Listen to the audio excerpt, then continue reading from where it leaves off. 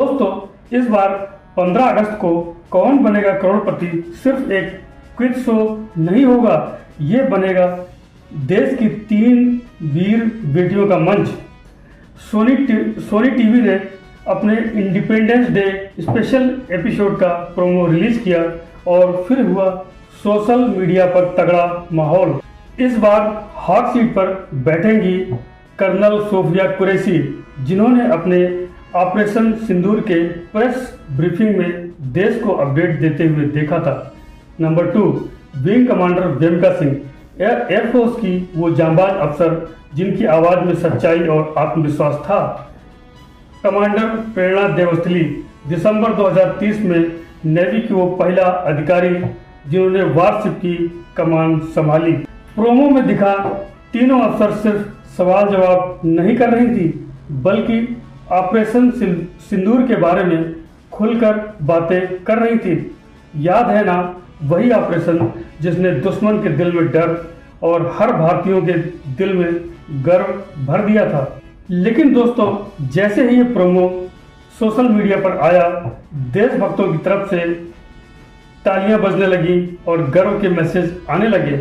वहीं दूसरा तबका इससे बहुत ही ज्यादा नाराज दिखाई दिया। कुछ लोग कह रहे हैं ये ऑपरेशन की बातें पब्लिक प्लेटफॉर्म पर क्यों, तो कुछ का सवाल, क्या केबीसी जैसे शो में मिशन आर्मी की डिटेल्स करना क्या सही है? और फिर शुरू हुआ वही पुराना सोशल मीडिया का टग ऑफ वार। एक तरफ देशभक्ति का जज्बा तो दूसरी तरफ ऑपरेशन की गोपनीयता पर सवाल।